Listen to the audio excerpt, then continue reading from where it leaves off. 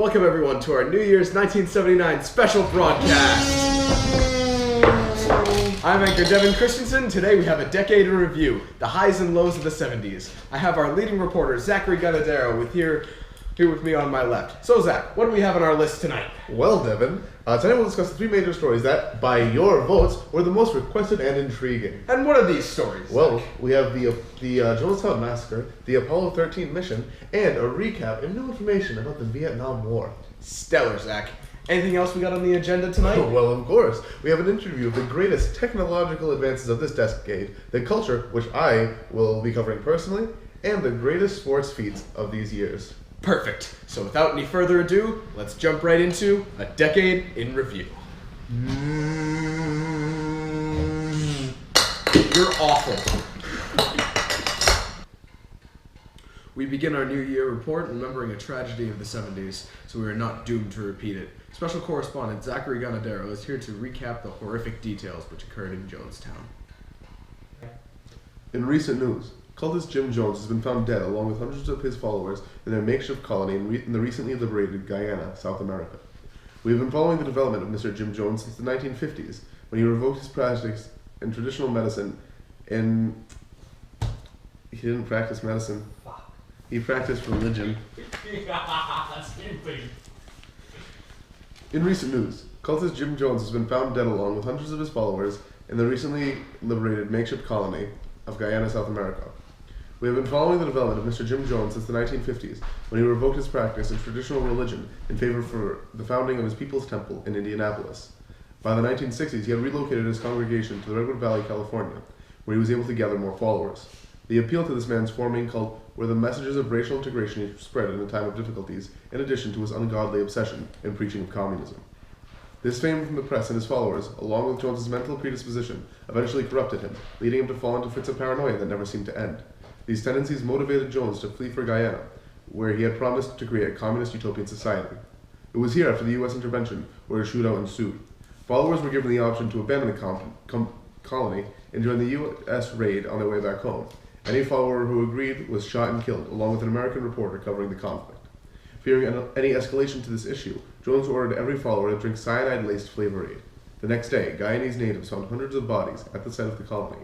Jim Jones was found dead in his throne in the center of the complex with a bullet wound in his head, likely self-inflicted. This has been one of the greatest losses of innocent American lives in the country's history. Many reporters and police officers have taken to call this event an orgy of death. Here we have a survivor of the incident to speak more on the issue. Loading. And the congressman, when the shots rang out, dove behind the opposite wheel of the airplane from the gunfire and was hit almost immediately and then shot by people walking through with the guns. Senator Ryan was one of the 5 non-cultist casualties this past week at the airstrip. Their bodies have been sent to Georgetown, the capital of Guyana, to undergo multiple autopsies to discover the causes of death. After identification, the bodies will be brought to a U.S. Air Force plane waiting on site. The bodies will then be shipped back to U.S. soil to have proper burial. Yeah. I'm sure many of you remember the remarkable advances in space travel in this decade, but not every mission was a scientific success. Apollo 13 was a triumph demonstrating the ingenuity of man and our ability to overcome all challenges. The Apollo 13 mission to the moon was launched on April 11, 1970 at 2:13 Eastern Standard Time from the Kennedy Space Center. The crew included James A. Lovell Jr., Commander, John L. Swigert Jr., Command Module Pilot, and Fred W. Hayes Jr., Lunar Module Pilot. The spacecraft encountered a major accident at 55:53:18 ground elapsed time. A routine storing of the oxygen tanks caused a minor explosion and the loss of cryogenic oxygen tank 2. The crew lost most of their oxygen necessary for the trip, and the gas pushed the spacecraft off course.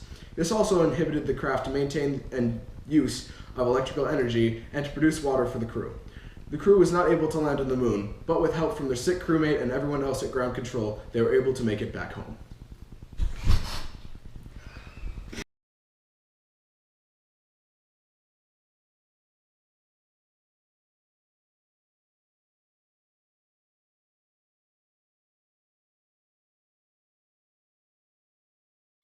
You don't have to be a space freak to know the story of Apollo 13.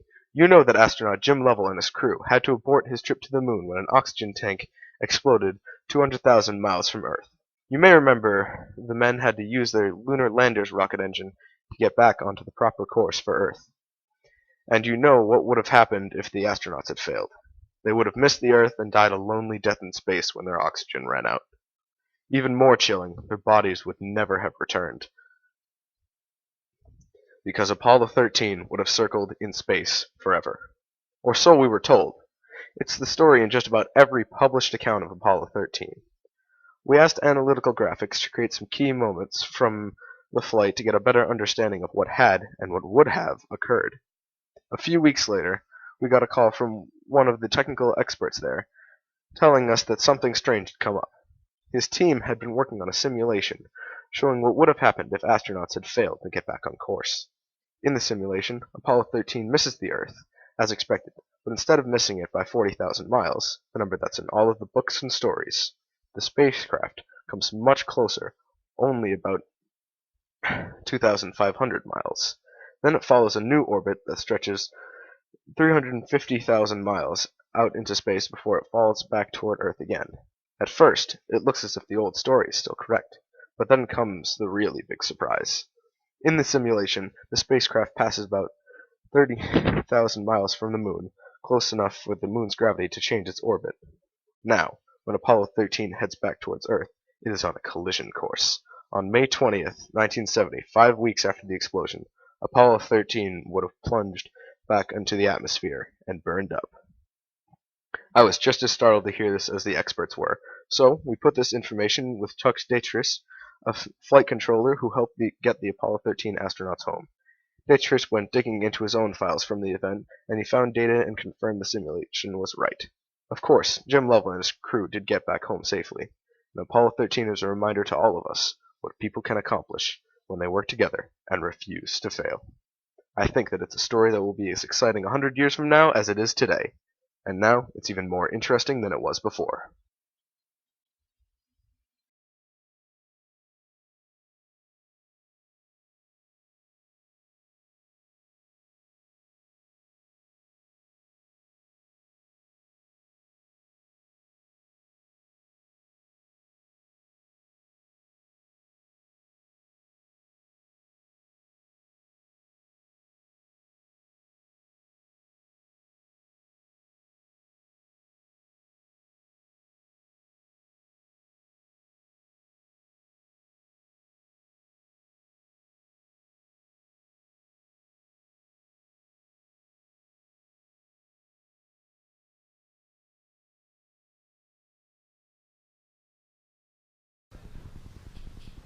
And now, we cut to a brief commercial break.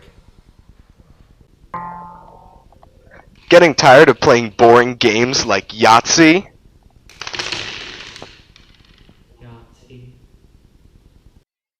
Then become a part of the newest gaming sensation that's sweeping the nation. Get yourself an Atari 2600 today, complete with games like Pong!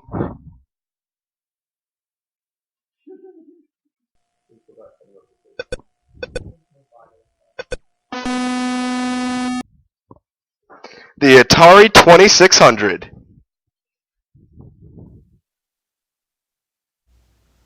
Somewhere in space, this may all be happening right now. 20th Century Fox and George Lucas, the man who brought you American Graffiti, now bring you an adventure unlike anything on your planet. Star Wars. Here they come.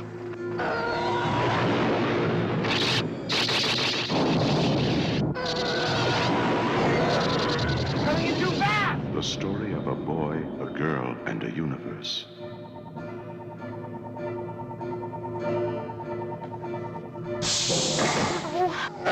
It's a big, sprawling space saga of rebellion and romance.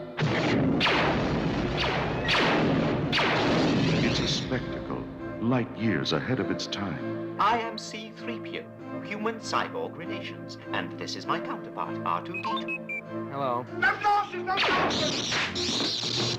It's an epic of heroes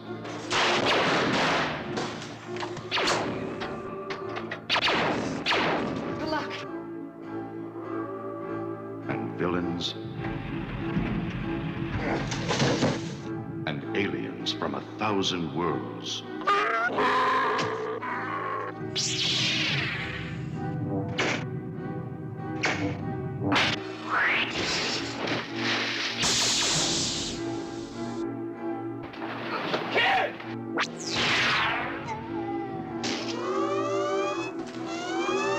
Star Wars, 1 billion years in the making, and it's coming to your galaxy this summer.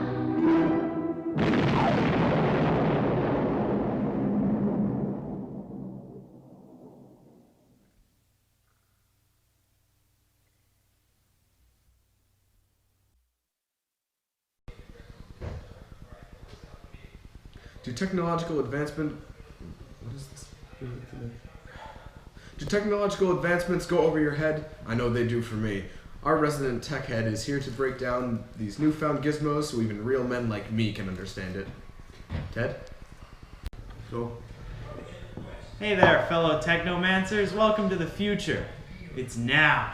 New technology is shaping the world around us, from our daily lives to the progress of our nations. To see this, we're going to have to take a little field trip to our friendly neighborhood airstrip. Come on!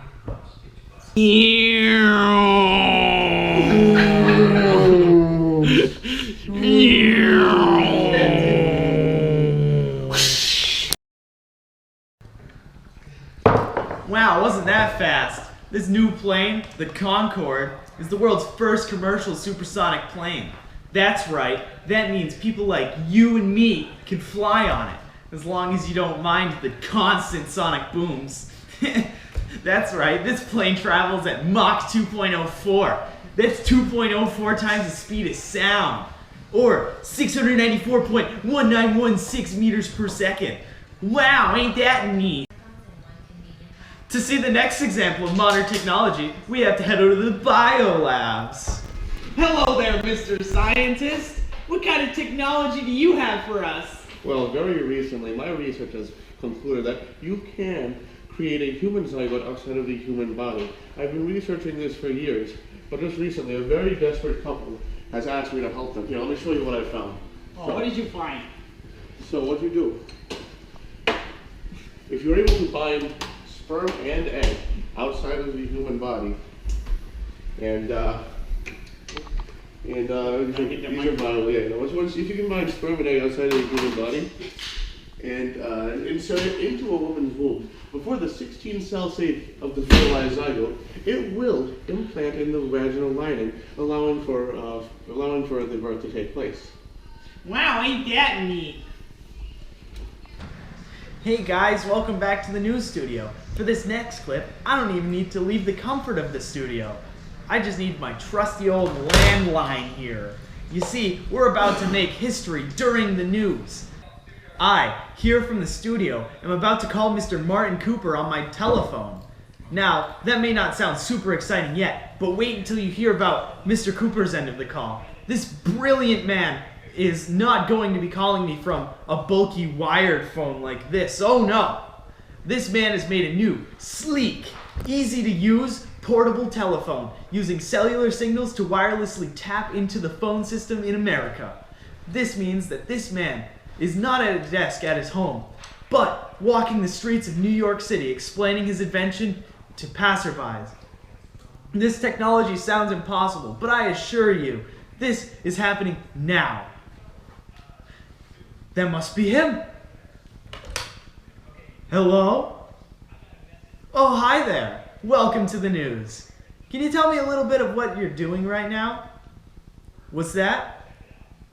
You're in Times Square? Remarkable. That's so neat. Okay, I'll let you get back to your busy schedule. Thanks, bye. Wow, wasn't that neat? And finally, we have a new advancement in computer technology. Information on computers was normally stored directly on the system in code, but now it's different. Scientists at IBM have invented these new portable diskettes. These diskettes, or floppy disks, are able to store and transfer information from computer to computer. Isn't that neat? This can save programmers hundreds of hours on time. It's super amazing. Well, that's enough for today, folks. For now, it's going to have to be Tech Head Ted Led, signing off. Thank you very much, Ted. We now go to our sports expert, Kyle Woodward, to give us a rundown of the greatest triumphs in sports for this decade.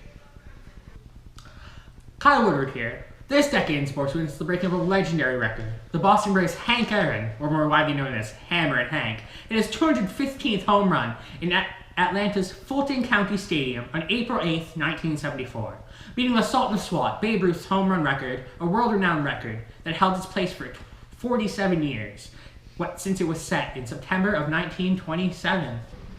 Also, Muhammad Ali regained his titles that he was stripped of on October 30th, 1974, in Kenosha, Zaire, as he defeated former champion George Foreman. This was the first championship boxing match ever to have occurred in an African country. Ali had originally been stripped of his titles after his refusal to join the U.S. Navy, but now the champion has finally taken up his throne again. The 1972 Miami Dolphins season was the team's 7th season and 3rd season in the National Football League. The 1972 Dolphins were the only National Football League team to win the Super Bowl with a perfect season. The undefeated campaign was led by Coach Don Shula and notable players Bob Grease, Ed Morrell, and Larry Fonseca. The 1972 Dolphins went 14-0 in the regular season and won all 3 postseason games, including Super Bowl VII, against the Washington Redskins to finish 17-0. And finally, it seems a major rivalry has developed between Magic Johnson of the Michigan State Spartans and Larry Bird of the Indiana State Sycamores, demonstrating this year's NCAA Division I basketball championship.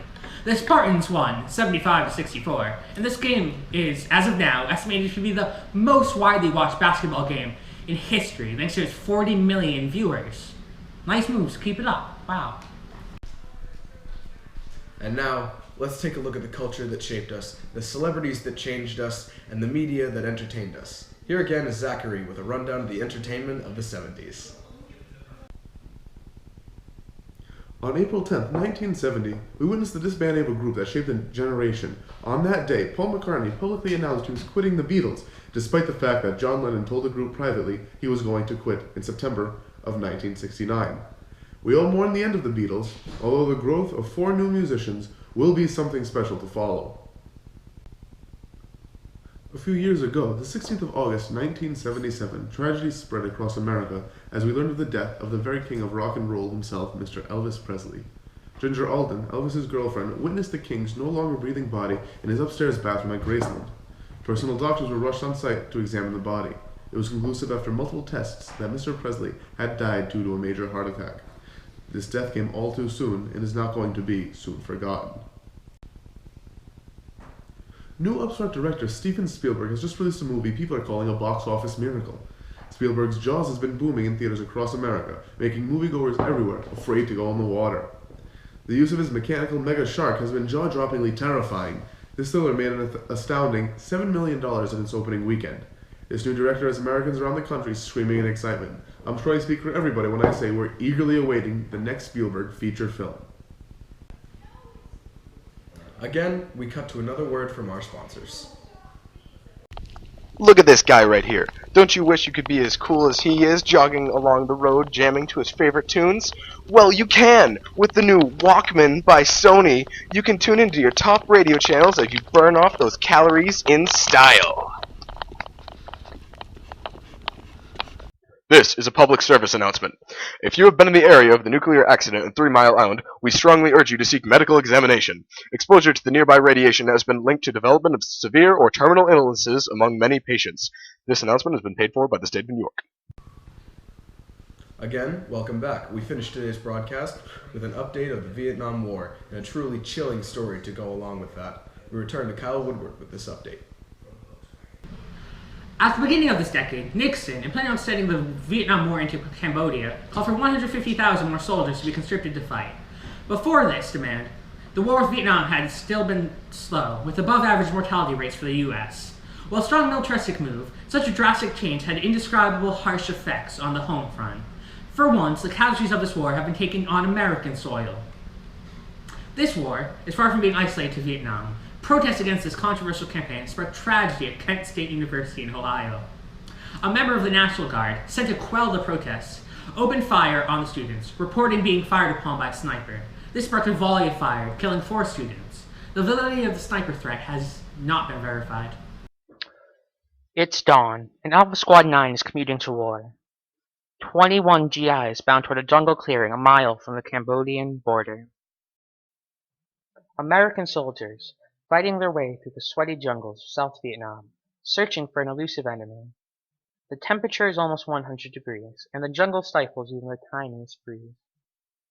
The marching is slow. There could be a North Vietnamese regiment hiding a few yards away, and no one will be able to see it. No one talks, so you start thinking. Specialist Dwayne Leora is thinking he's going to meet his fiancée in Honolulu in 2 weeks.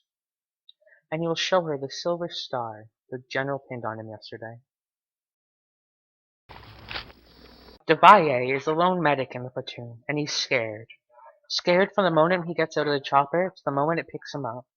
Scared that someday he's going to get killed, picking up a wounded buddy. Jorgensen just became a sergeant, but he doesn't like it. He'd rather be up, walking point, where the action is. He's already got 3 Purple Hearts, so everybody calls him Hero. And there's Lieutenant Hughes. Everybody calls him Blue. That's his radio call. Clue didn't want to come to Vietnam. He'd much rather be a businessman than a soldier. But right now, he's in charge of the lives of 21 men. Somewhere in this jungle, there's several hundred North Vietnamese soldiers who could wipe out their little American unit to the last man in an unguarded moment. Today, though, it's quiet. A few bunkers uncovered, then a quick lunch. Then it's back down the trail to the pickup zone. Just a peaceful walk in the sun.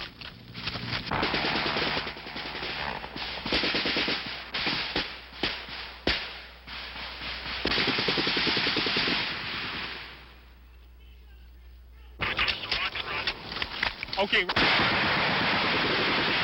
Okay, would you roll in a 270 from the smoke, approximately 100 meters away from it. I'll adjust you from there. All right, who's wounded? All right, give me some cover.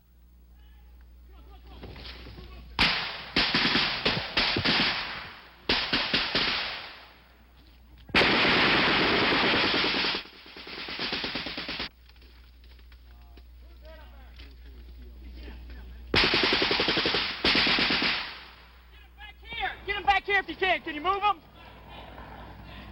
Can you move him? Okay, try to bring him back here. Remember to stop the bleeding. And Devalle, the man who survived another rescue mission, brings back his wounded man. Who is it? Who is it? Questions men down the line. Oh Christ, it's Hero, the sergeant who likes to walk point. How bad is it? A couple leg wounds. We were walking down the trail. Perimeter out here. I was walking point, and we noticed a side trail. It was one of the side trails we came down and had more use on it than when we first came down it. So I looked up and spotted it was an NVA. He had a green uniform, had an AK, and it was like a quick draw old thing. I opened up in him, he opened up in me. Yeah, I'm afraid it works that way, but he's lying up there on the trail. Roger that. We haven't taken fire and got hit. I got hit in both legs. Pop smoke, 4-3. Pop a smoke over here. That's about it. Ed? Well, I've got 7 months in country now. 3 Purple Hearts. I don't need a 4th. The enemy soldier who shot Jorgensen cannot be found. He may have survived, or dragged himself off to die. Most of the time, we really never know. The problem now is to get Hero out of here, so Blue calls in a medevac helicopter and sets up a perimeter to defend it. Hero has stopped making brave jokes now. The shock has worn off, and the pain has begun. The helicopter hovers over the jungle, and in the midst of a firefight, his buddies put Hero on the rescue chopper, and he's pulled up 100 feet up to a hospital bed and a one-way ticket out of the Vietnam War. And then it's quiet again. Alpha Crew 9, blessed one man, gingerly making its way back through the heat and smell of gunpowder, back to the pickup zone. And now we go on to a story that deals with the Vietnam War but hits more close to home. The Kent State Massacre brought an entirely new front to the war. Not only were innocent Americans being conscripted and dying over in Vietnam, but innocent Americans expressing their free will and freedom of speech are being killed here at home. This truly eye-opening experience was captured on film at Kent State the day of the massacre. We switch over to that footage now to show some of the tragedy happening here at home. And here we have video of Kent State the day of the tragedy. Students with their passionate protest take to the hill as soldiers suit up to disperse the crowd. We have witness testimony here. Tear gas first started down the commons, then the guard moved up on both sides of Taylor Hall and forced the kids off the commons. Then one group, I don't know how many there were, 50 maybe, perhaps more, perhaps less, moved down into the practice football field. After you feed them, then what will we do? Will you ask them to leave? They've got grievances, they've got demands. The demands on both sides. We have to talk. And then there were a whole lot of kids around them. A few kids were throwing sticks and stones, but that was only a handful, not more than 10, 15. And then the guard shot some tear gas up on the hill to disperse the crowd, and the kids picked it up and threw it back. We'll file. Start, we'll make a perimeter, a circle, right out in here. From the right, you move out. You start a big circle around here. You don't talk during a state of emergency, Mike. You know that. Look, Come on. I'm sorry, but we'll I don't talk want as people soon as shot. we get this I settled don't want down. people shot on this campus, just as a citizen of this campus. Who wants people All shot? right, but they're sitting quietly. Okay, will you ask them to leave? This area immediately. Leave this area immediately. And all of a sudden I heard the shooting.